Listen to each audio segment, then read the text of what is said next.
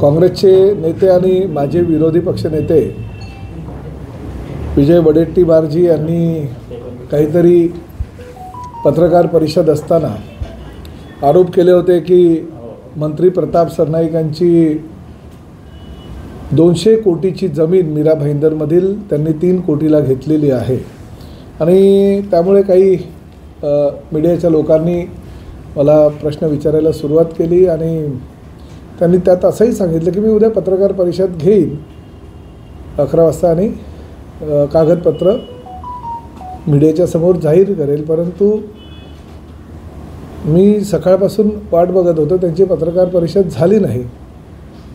बोलून दहिसर टोल नाक्यावर काही परत पत्रकारांनी मला हाच प्रश्न विचारला की ही जमीन घोटाळ्याचं काय प्रकरण आहे. मी त्यांना स्पष्टपणे सांगितलं की मीच जमीन शोधतोय बाबा, कुठली जमीन आहे 200 कोटी रुपयाची आणि त्याची किंमत मी 3 कोटी भरलेली आहे. तर सर्वप्रथम तुम्हाला सांगू इच्छितो की अशी कुठलीही माझी वैयक्तिक जमीन ही मीरा भाईंदरमध्ये अशी लाटलेली किंवा घेतलेली नाही, परंतु शेवटी राज्याचा एक मंत्री आहे, जबाबदार मंत्री म्हणून जर विरोधी पक्षातल्या कुठल्या नेत्यानं आरोप केले किंवा कुणीही आरोप केले तर त्या आरोपाला उत्तर देणं मी माझं कर्तव्य समजतो. मी माझे नेते एकनाथ शिंदे साहेबांशी सुद्धा ह्या विषयावर बोललो आणि त्यांनाही सांगितलं की अशा प्रकारे आरोप होता. शेवटी पक्षाचे प्रमुख म्हणून त्यांना जी काही वस्तुस्थिती आहे सांगणे मी माझं कर्तव्य समजतो. त्यांनी मला सांगितलं की जी वस्तुस्थिती आहे ती लोकांसमोर येणं गरजेचं आहे. तर आरोप तर मंत्री म्हणून होतच राहतात, परंतु पुराव्यानिशी जर काय आरोप केले तर त्यावर चौकशीसुद्धा होते आणि चौकशीनंतर त्यामध्ये काय निर्णय आहे ते माननीय मुख्यमंत्री आणि दोन्ही उपमुख्यमंत्री घेत असतात पक्षाचे प्रमुख म्हणून. परंतु सकाळी 11 वाजताची पत्रकार परिषद होती, 12 वाजेपर्यंत झाली नाही. माझा दहिसर टोल नाक्यावर व्हिजिट होती आणि त्या व्हिजिटनंतर मी बघितलं की अजून पत्रकार परिषद होत नाही. काही माझ्या पत्रकार मित्रांनी सांगितलं की त्यांनी काही पत्रकार परिषद रद्द केलेली आहे, ते दुसऱ्या कार्यक्रमात बिझी आहेत. मी स्वतः त्यांना फोन केला की माझ्यावर तुम्ही आरोप केलेले आहेत तर बाबा काय प्रकरण आहे नक्की ते. तर त्यांनी मला काही माहिती दिली की बाबा हे असं मला कुणाकडनं तरी तुमच्याविषयी माहिती आली आणि त्या माहितीच्या अनुषंगानं काल मी पत्रकार परिषदेमध्ये ते बोललो.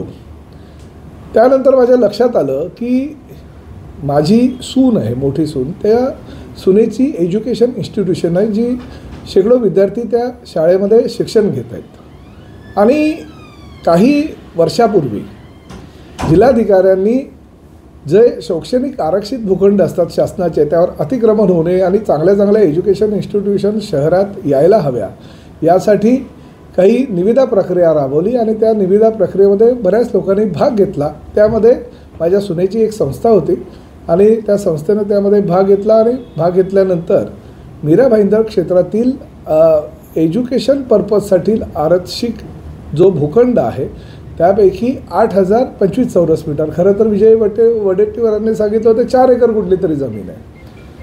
तर जी 8025 स्क्वेअर मीटरची जमीन आहे ती निविदा प्रक्रिया राबवून सिद्धेश चॅरिटेबल ट्रस्ट या संस्थेस मिळाली. राज्य शासनाच्या निकषानुसार आणि GRनुसार जी काही रेडी रेकनरचा दर असतो त्या दरापैकी 20% रक्कम ही भरावी लागते आणि त्यानंतर ती जमीन जी आहे ती शासनाचीच राहते. जमीन काही कुठल्या संस्थेला मिळत नाही, जमीन ही शासनाचीच राहते. 7/12वर शासनाचंच नाव राहतं, पण कब्जे वहिवाटानं एज्युकेशन इन्स्टिट्यूशन ज्या चांगल्या संस्था असेल त्यांना त्या शैक्षणिक कारणासाठी दिल्या जातात. परंतु शैक्षणिक कारणासाठी दिल्यानंतर कब्जा वहिवाटीची रक्कम म्हणून मालकी नाही, कब्जे वहिवाटीची रक्कम म्हणून 4,55,00,000 रुपये त्यांना भरायला सांगितले. ते 4,55,00,000 रुपये त्यांनी भरले आणि त्यानंतर 1,28,00,000 रुपये स्टॅम्प ड्युटी भरून ते डॉक्युमेंट्स रजिस्टर झालं. मी परत एकदा सांगतो की ही कुठलीही जमीन ही विकली गेलेली नाही. एज्युकेशन पर्पजसाठी म्हणजे ज्युनियर KG पासून 12वीच्या विद्यार्थ्यांसाठी शाळा चालवण्यासाठी राज्य शासनानं कब्जे वहिवाटी हक्कावर ती दिलेली आहे. 7/12वर राज्य शासनाचंच नाव राहणार आहे आणि ज्या वेळेस राज्य शासनाला असं वाटेल की ही जमीन आपल्याला परत घ्यायची ती केव्हाही राज्य शासन परत घेऊ शकतो असा तो निकष आहे आणि त्यानुसार त्या संस्थेला सगळ्या ज्या प्रक्रिया असतात त्या प्रक्रिया पूर्ण करून मिळालेली आहे। आता अशा प्रकारे काही माहिती नसताना जर कुणी नेते असे आरोप करत असतील तर ते अतिशय चुकीचं आहे। मी त्यांना खरं तर काल मला कळल्यानंतर मी माझ्या नावाचा वगैरे त्या ठिकाणी विचार झाला किंवा माझा मी 200 कोटीचा भूखंड 3 कोटीत घेतला अशी माहिती दिल्यानंतर मी खरं तर त्यांना एक म्हणजे शोकस नोटीस काढणार होतो। मी पत्रही तयार केलं होतं की बाबा जर तुम्ही अशी वस्तुस्थिती काय असेल ती जाहीर करा, नाहीतर मी तुम्हाला अब्रूनक्षरीचा तुमच्यावर दावा दाखल करेल। पण त्यांच्याबरोबर बोलल्यानंतर माझ्या असं लक्षात आलं की त्यांना कुणीतरी चुकीची माहिती दिली होती आणि ती चुकीची माहिती होती, त्यामुळे त्यांनी कदाचित ती पत्रकार परिषद रद्द केली असेल। परंतु अशा पद्धतीनं एखाद्या मंत्र्यावर आरोप करत असताना मोठ्या लोकांनी किंवा मोठ्या नेत्यांनी आरोप करत असताना वस्तुस्थिती पाहिली पाहिजे। वस्तुस्थितीची काय म्हणजे त्याच्यामध्ये काय नक्की आहे ह्याची तुलना केली पाहिजे आणि त्यानंतरच आरोप करायला हवे, ह्या मताचं मी आहे। खरं तर बघा, ही तर निदान फक्त कब्जे वहिवाटीवर एज्युकेशन इन्स्टिट्यूशनसाठी सगळ्या निविदा प्रक्रिया वगैरे करून ही जमीन दिलेली आहे। परंतु काँग्रेसच्या काळामध्ये जर तुम्ही बघितलं तर पूर्ण नवी मुंबई हे मोठमोठ्या संस्थांनी 1 रुपया नाममात्रानं घेतलेले आहेत। म्हणजे हेच काँग्रेसचे नेते मंडळी 1 रुपया नाममात्रानं ही एज्युकेशन इन्स्टिट्यूट, ती एज्युकेशन इन्स्टिट्यूट, हे हॉस्पिटल, ते हॉस्पिटल, अशा प्रकारे त्यांनी 1-1 रुपया नाममात्र दरानं 99 वर्षाच्या लीजनं किंवा कदाचित कन्व्हिन्स केलेले आहेत। त्यावेळेस त्यांना हा विचार आला नाही का? परंतु फक्त ही एज्युकेशन इन्स्टिट्यूट आहे जी ठाण्याला आणि मीरा भाईंदर शहराला फार गरजेचं आहे, कारण चांगल्या शाळा शहरांमध्ये येणं फार गरजेचं आहे।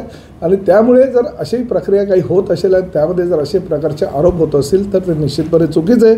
मी विजय वडेट्टीवारांना जी माहिती दिली त्यानंतर त्यांचंही समाधान झालं म्हणून कदाचित त्यांनी पत्रकार परिषद आजची रद्द केली होती। परंतु मला असं वाटलं की राज्याचा जबाबदार मंत्री म्हणून मी ही माहिती तुम्हाला सगळ्या मीडियाला देणं गरजेचं आहे, जेणेकरून जनतेच्या मनामध्ये जो काही संभ्रम असेल तो संभ्रम दूर होईल।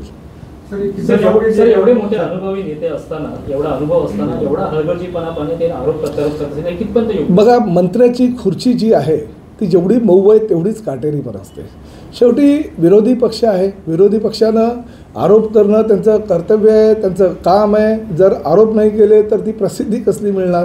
परंतु ठीक आहे, आरोप प्रत्यारोप हे होतच राहतात। मी स्वतः समोरून त्यांना फोन केला की बाबा तुम्ही पत्रकार परिषद घेणार होतात, अजूनपर्यंत पत्रकार परिषद घेतली नाही, म्हणून त्यांनी मला त्यांच्याकडे काही कागदपत्री पुरावे जे आहेत ते नसेल त्यांच्याकडे म्हणून त्यांनी ती पत्रकार परिषद घेतली नाही।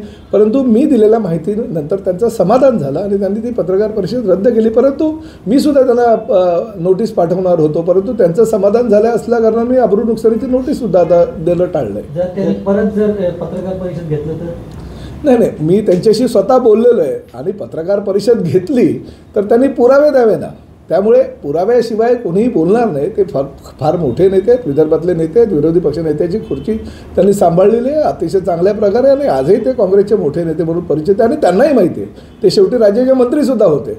त्यांच्याच काळामध्ये किंवा काँग्रेसच्याच कार्यकाळामध्ये मुंबई असू द्या किंवा नवी मुंबई असू द्या, फक्त नाममात्र 1 रुपया दरानं कुठलाही शासकीय ना दस्तऐवज करता ना शासनाला पैसे भरता लाखो रुपये, करोडो रुपये किमतीच्या जमिनी ह्या काँग्रेसच्या आताही एज्युकेशन इन्स्टिट्यूशन आहे। मी कुणाचं नाव घेऊ मला सांगा ना, जी नावं काँग्रेसची आहेत जुनी नेत्यांची त्या सगळ्यांच्या एज्युकेशन इन्स्टिट्यूट आणि चॅरिटेबल ट्रस्टच्या माध्यमातून हॉस्पिटल्स आहेत। आम्ही ते बाहेर काढलं तर चालेल का महायुती सरकारचे मंत्री म्हणून? पण आम्ही तसं करणार नाही, कारण शिक्षणाची ही गरज आहे, चांगल्या एज्युकेशन इन्स्टिट्यूशनची गरज आहे ह्या महाराष्ट्राला आणि एवढ्या संस्था येतील तेवढ्या कमीच आहे। कारण विद्यार्थी जे आहे आपल्या राज्यातून परदेशात जातात, काही विद्यार्थी परराज्यामध्ये जातात शिक्षण घेण्यासाठी, ते होऊ नये म्हणून शासनाचंच धोरण आहे की चांगल्या एज्युकेशन इन्स्टिट्यूशनला भाडेतत्वावर काही जमिनी द्यायला। पूर्वीच्या काळामध्ये त्या जमिनी सर्रास दिल्या जायच्या, पण आता फक्त भाडेतत्वावर दिल्या जातात, कारण जेव्हा राज्य शासनाला गरज असेल तेव्हा राज्य शासन त्याला परत घेऊ शकतात। म्हणून शासनाचं भूमिका ही आहे आणि शासनाचं तशा प्रकारचं GR सुद्धा 2023ला काढलेलं आहे। सर, सिद्धेश चॅरिटेबल ट्रस्ट जी म्हणताय आपण की याची स्थापना तुम्ही केल्याचं पुरावे येत आहेत, तर ही हो, माझं एक तुम्हाला म्हणणं आहे, ठीक आहे, म्हणजे कोणी पुरावा काय दिला आहे काय नंतर तर मी माझा खुलासा देईल, परंतु मी स्पष्ट आताच सांगितलं ना, मी असे हात वर केलेलं नाही आहे, माझ्या सुनेचं आहे, हे कुटुंब आहे. माझ्या सुनेचं एज्युकेशन इन्स्टिट्यूशन ती चालवत असेल तर काय चुकीचं आहे का? आणि जी काही प्रक्रिया असेल ती प्रक्रिया पूर्ण करून तिला जर त्यात न्याय मिळाला असेल तर हे काय चुकीचं आहे? आणि कोणी संस्था काय निर्माण केली, काय संस्था निर्माण केली हा नंतरचा भाग आहे. प्रामुख्यानं हा जो व्यवहार आहे किंवा हे जे डील आहे किंवा अशा पद्धतीनं झालेलं आहे ते त्यांना कदाचित कोणीतरी चुकीची माहिती दिली असेल. आज त्यांना खरी माहिती मी दिल्यानंतर आणि त्या पद्धतीनं कागदपत्र दिल्यानंतर त्यांना वस्तुस्थिती कळली आहे.